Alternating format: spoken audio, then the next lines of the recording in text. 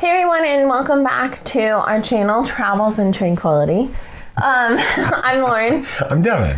And today we're bringing you a different sort of video, kind of a bonus video. I saw a weird article that I wanted to talk about, and so we have pretty much that's what it is. We have a platform to do that, and so we're gonna do it. So this article is from the Washington Post, and it's called "The 52 Definitive Rules of Flying: A Handbook for Behaving Like a Civilized Person from Airport Arrival to Landing." So I'll leave the article linked in the description box below if you'd like to check out the whole list of 52 things. Obviously, in one video, we're not going to talk about all 52. We each picked a few to talk about and share our comments on, and that's what we're going to do in this video. Yeah.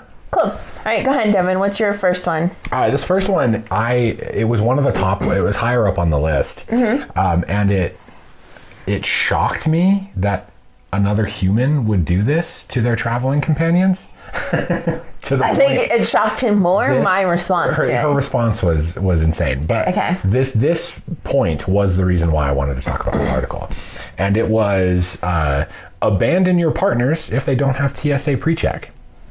Hell yeah. My God. I would be mortified if someone was just like, we're in this place that's really stressful, you're on your own, bye. I'm like, oh my God. I would, and I have. And we have, you have not with me. She's never abandoned me. No, because he is pre-check. But apparently she would if I didn't have pre-check. I would, hells yeah, I would. I don't know. I would think that would be like... I would abandon my party. So egregiously rude. Because like you're traveling with someone. Why would you want to start your travel? See you at Starbucks on the other side, man. And for the one time that you literally did that, I kind of get it because it was a work thing. Yes. So my one experience with this is I went on a work trip to Atlanta. I do have TSA pre-check. So on the way back when you're, with everybody, because on the way there we just met at our gate inside the airport. But on the way back, I split from my party, myself and one other coworker who had TSA pre-check. We went the pre-check line, they went the other way, and I said, see you later. And I think that's totally fair. It was a work thing. Everybody's kind of on your own at that point. You weren't traveling as like a pleasure group. That wasn't a vacation thing. Yeah. But like if you're on a trip with someone. But some of the people that I abandoned are my friends. Like, they are my friends. They are people that I see outside of work on a friendly basis. And I said, see you later. One of them was pregnant. Like, I mean, like, it's not my fault that they didn't get pre-checked. I mean, no, of course not. And you shouldn't feel bad about that. Exactly. And I shouldn't have to take off my shoes because they don't have pre-check. I don't know. Honestly, too, in that situation, they also had to go check luggage, and I had done carry-on only. Because you packed smartly. Yeah. So, I mean, that was another piece of it. They had to go check their bags beforehand, so it was kind of like an easy point to split up. But and honestly, at this point, TSA pre-check is so enormously easy to get. And it lasts, I think that's a 5 or 6 year. I can't remember. It's a few years, yeah. Yeah, and so it's worth every penny. It is. But I was mortified at the thought of like this article is advocating for parties to just be like. I mean, I wouldn't separate from a child. Well, like obviously. if we were traveling with like our niece or our nephew or something like that, I would never separate from them. Sure. If it's another adult, see you on the other side. They'll figure it out. You're an adult. You know what I mean? Right. That's my belief. I would leave you behind. I would hang How often are we walking together and I'm not looking back to see if you're still with me? Like, all the time. So with Lauren, it's just the way it is. I'm coming across horrible. We should move on. You don't. Move on to the next point. Everything has to stay at Lauren's pace because she doesn't ever adjust her pace to anyone. I'm not this horrible of a person. I promise you. She's amazing. I am. 16 years. Yeah, see, I'm okay. Okay, what was my first one? All right, so for my first point that I pulled out from the article, I picked, sorry for looking off screen, Devin's laptop with the notes is over that way, is don't show up late and expect to cut the line. My God, I hate people who cut the line. I hate people who arrive late to the airport and say like, oh, my flight leaves in 20 minutes. Can I cut in front of you? It's like, no. Absolutely not. We've been here for 2 hours. Ahead. Yeah. Like, that's the whole point of airports. You have to be there like 20 hours ahead of time. That's not my fault. And I get it. It sucks and it's sad. And yes, other stuff is probably horrible. going on in your life and all of that. Like, but still, everyone for themselves in the airport. It almost feels like it's something this is something that you have to plan ahead for. Yeah. And I get that some mornings, like we talked about in our last, in a recent video, of like, you know, sometimes not everything that's on paper goes according to plan. Yeah. You have to adjust and all that stuff. But it's difficult to expect the entirety of the world to bend to your needs in this high stress scenario. Yeah. It's hard to expect that. Agreed. You know? And for that to just be an expectation, and we see it a lot. We've seen a lot of semi-bad behavior the more we travel. I'm like, come on, just be chill. Yeah, agreed. What's your next point, Dev? So my second one, this is more of a broad point, but the point in the article was leave the speakerphone gossip at home. And that's kind of just like, there's a decent chunk of people who will occasionally just like have their music on blast or their YouTube video on blast or like their phone calls or whatever, and they're just kind of walking around in these public spaces for everyone to hear and stuff. And so it just comes across as rude. It is really rude. Yeah, it is. I agree. It is really rude. It probably bothers me less because I feel like I can tune it out a bit more. You know, teaching in high school, like that's my life. So I tune it out a lot easier, I think. But yeah, it is super annoying. It's like not everybody wants to listen to your shitty music. Right. Or not everybody wants to hear you talk to your aunt on the phone. You know, like some of that stuff just isn't necessary for the whole world to hear. You're not on a reality TV show. You're not the Kardashians. Right. You know? Well, and it kind of, the thing that sticks out in my mind about this is like, you know, you do you, whatever, that's fine. I mean, I can get over it. But the most egregious example of this that we saw was like on a plane. So like you're stuck in a metal tube with 200 other people. And this lady, I think we were actually flying back from our Disney cruise when this happened. And this lady whipped out her phone and was listening to her YouTube conspiracy videos like on full blast. Yeah. For the whole back half of the plane to hear. And it was for a while.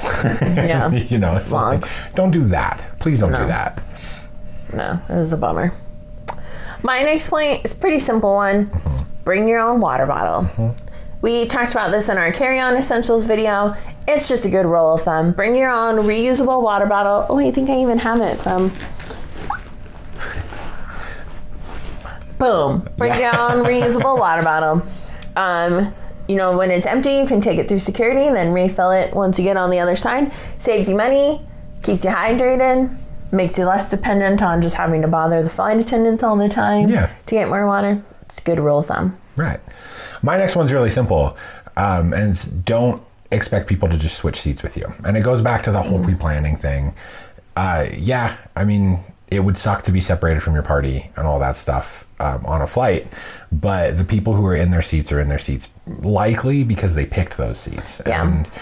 And it again kind of comes back to like when you're traveling in these hugely high stressful situations and like nobody wants to be there and everybody's, you know, some people have been on flights for 12 hours. Yeah. For you to expect everyone in your vicinity to kind of bend to what your need, whether it be through a lack of pre-planning or bad luck or whatever, it's super, super not cool. And so just don't do that. Yeah. It sucks. It's not fun. We've been in situations where we've been split apart, you know, like on the way to the Disney cruise, like our seats got messed up. And so we were split and it sucked. It was awful. And I cried and it was a bummer, but you move on. We moved on. We just had to deal with it. And I had to cry for a second and then let it go because it was out of my control and I couldn't, you know, ask the nice lady who had paid extra for her aisle seat to, you know, change with me. You know, so it sucks. And it's sometimes out of your control. Like we had no say in that. It is what it is though.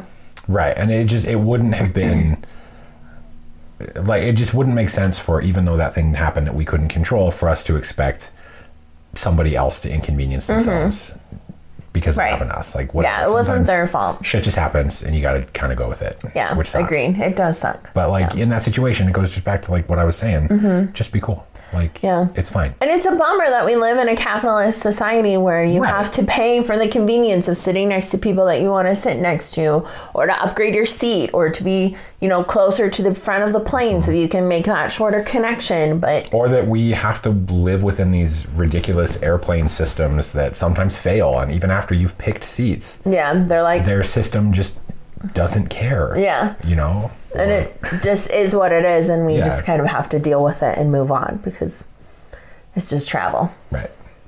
My next one is kind of similar. Accept your fate if you're told to check your bag. Oh my God. You know, I mean, again, it sucks that this is the system that we live in, that everything's for profit, that, you know, the airlines purposely oversell their seats. And pack us in like sardines. Pack us in like sardines. Don't leave enough room for luggage or for anything like that. It sucks. We all agree. But it is what it is at this point. You're not going to change it by talking to one flight attendant or one, you know, TSA agent at the gate. Right. They are not in control of United Airlines, okay? So yelling at them and screaming at them about your bag isn't going to change anything, unfortunately. This is probably the bad behavior that we see most often. Yeah, people arguing about bags. And they all almost exclusively have the exact same reason, independent of each other. And it's I shouldn't have to check this bag because X, Y, and Z is in there and it's important. Or well, you know, whatever. Or they'll say like, I don't want to check my bag because last time I did it was lost. Right. Or, you know, like it's not my fault that like, you know, the overhead bins are full. And true, all of those things are 100% valid. But again, the one person at the gate, it's not their fault either. Right. And it's just accepting that, and it sucks. Right. It sucks to have to check a bag when you had other plans, when you have a tight turnaround, when you're worried about losing your luggage. It sucks. We've lost luggage. We've been screwed. We get it. But sometimes you just gotta take the L and you gotta move on. Right. And you can't expect that I feel this rule shouldn't apply to me excuse is valid enough for an entire flight to give you an exception. And so like just get it, like Lauren's saying, just get over yourself, get through it. It sucks. Don't make trouble for everybody else because nobody wants to fucking be there. No. Yeah. It's a bummer. We get it. We hate it too. Yeah. We just gotta do it. But you just gotta move on. All right, what's your last one? Middle seats get both armrests. Now this is something, you know, I'm a frequent middle seat flyer. Because I have to be an aisle seat flyer because of my anxiety. And it's fine. Like I don't care. And I've only ever had one bad experience with the middle seat where like, and it was actually just recently where that old guy in front of us like flipped out for no reason. Yeah. But this is middle seat gets both armrests. I do think to some extent that folks in the middle seat should be given a little extra room. Yeah. But I'm the type of person who would never in a million years expect everyone around me to give me that room. And I think I made Devin pick this one for his list. I'm just going to try to squeeze in where I can. And I'm going to be as chill as possible the entire flight. Like whatever. I think it should be a given. But it should. Honestly. I think it should honestly be a given that the middle seat gets the armrests so that they have just a little bit more space. They're already crammed in there like sardines. I just think it's a better deal if they get a bit more space. Right. I would want it. Right. Yeah. And I think that should be a given, much to Lauren's next point that we'll get to here in a sec. I think it should be like just an expectation, even though I would feel bad like asking for the extra room. Yeah. But give your middle people extra room. I think so too. They have the short end of the stick. Yeah. My last point is no reclining, no exceptions. The only exception being if you're on a red-eye flight and it's nighttime and everybody's sleeping. Right. But even then, I almost feel like no. I hate when people recline their seats. It drives me crazy. We've talked about this in a video before. Our first day at Alani, our first Hawaii vlog. We talked about it, and somebody commented and agreed with us. So there you go. We have one person on the internet. One person on our side. I just think, I get it. I know that some people do it, you know, because they have a medical reason or what have you. Fine, okay. But I also think, like, you're going to be uncomfortable no matter what. Why are you torturing the people behind you? Yeah, you're making the people on making other people on the flight even more uncomfortable. Yeah. Like, it just makes me feel so claustrophobic.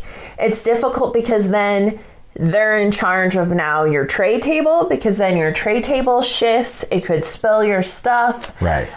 You lose access sometimes to the seat back pocket, because when they recline, you can't. It's just gone. You then can't like access anything. You can't access your stuff under the seat. Your knees go up into it, and it just makes everything more uncomfortable. And I think it's just rude. Right. And like planes aren't built for people over 6 feet. I'm over 6 feet tall. And so when it comes down, for me anyway, I mean, it's just like Lorna's saying, your knees have to like go up. Yeah. You know, it just makes awful. everything more uncomfortable, and it's unnecessary. Yeah. Again, it sucks, and we agree completely that planes are horrible. They're not built for normal sized people. They're not, you know, comfortable because they're trying to squeeze, because they're trying to make as much money as possible, and it's a bummer. At the end of the day, though, planes are public transit, and we have to remember as a society that like our individual comfort in those situations do not outweigh the comfort of everybody else on the plane. Yeah, exactly. Like, you wouldn't just lay down on a train and take up 4 seats because it was nighttime. You know, like, that's not a publicly accepted thing. Like, it shouldn't be a thing on planes either, you know? Right. And yeah, it's unfortunate that you have to pay for comfort. You know, you have to pay to upgrade your seat to have the more leg room, or to be in first class, to have one of those little cocoons that you can actually like lay in. That's a bummer. But if you want to lay down on a plane, that's where you got to be. You got to pay the price. Right. And get the cocoon. And we do have one more bonus point from this article that we agree with. But I think to kind of cap off what I think hopefully doesn't sound like us just complaining for 20 minutes is that, like I was saying, like, this is airplanes are public transit. And so we really, really have to adhere to the social norms of other public transit. And just like be kind to each other, be kind to the workers. Like, my God, please stop punishing them for the people in the suits that made these terrible decisions. And just get through it. Yeah. That's all you got to do. I agree. Travel's not necessarily fun sometimes. Right. Can be, but it doesn't have to be. Bonus point. What's the bonus point? Is that just like national parks, leave no trace. Yeah. Like, clean up your garbage. Clean up your garbage. And that goes back to like my point of like just being kind to the workers. Yeah. And them less. I guess to your fellow, to the people coming onto the plane, because like the messier the plane is, the longer it's going to take for the people who need to get on that plane for the next flight to get on it. Mm-hmm. You know. That's true. It's messy. Paying it forward, doing the best that you can to keep it clean. It was an interesting article. It was a really interesting article. Lots of different conversation points. Right. And, you know, it is a chance to vent about your pet peeves and share them with others. We thought it was really fun. Obviously, you know, like Devin said, we're not just complaining to complain. It's fun sometimes to talk about your pet peeves, especially when it comes to travel. But I think it's going to be a really controversial subject if we actually do want to get conversations going down in the comments, because I do believe there are people who vehemently will disagree that their comfort should outweigh everybody else around them. Yeah. And, you know. Well, I think with travel and with airports don't pay attention to it. And with airplanes, so much of it feels like it's me against the world. Right. It's me against the system. You know, and it's unfortunate that it is that way, because everybody's just trying to get somewhere, get there safely, get there in a somewhat timely manner with all of their stuff, so in a somewhat okay mood, you know? It's like in some sense, it's like the chaotic shopping scenes and like Jingle All the Way. Yeah. Everybody's just like pushing each other. Everybody's out for themselves. We all got to get that Turbo Man doll. Yeah. Airports and airplanes have definitely become that way. But it doesn't have to be that way. You can just be nice to each other. Yeah, we're all just trying our best. That's all we can do. It is a fun article. Again, we'll leave it linked in the description box below if you want to check out the whole thing. Let us know in the comments if you agree, disagree. Let us know in the comments if you agree, disagree. We can take it. We thought it was a fun article. We definitely had a lot of conversations about it as we read through it and picked out things and there's for a the lot video. of points. There's a lot. Yeah, of points. 52 was a lot, and we only talked about like 9 of them or something like that. So, yeah, let us know in the comments what you think. And thanks for watching and supporting our channel. Yeah. We'll catch you guys on the next adventure. That was a dramatic turnaround. I know. Well, and your hair flipping. Bye, you guys.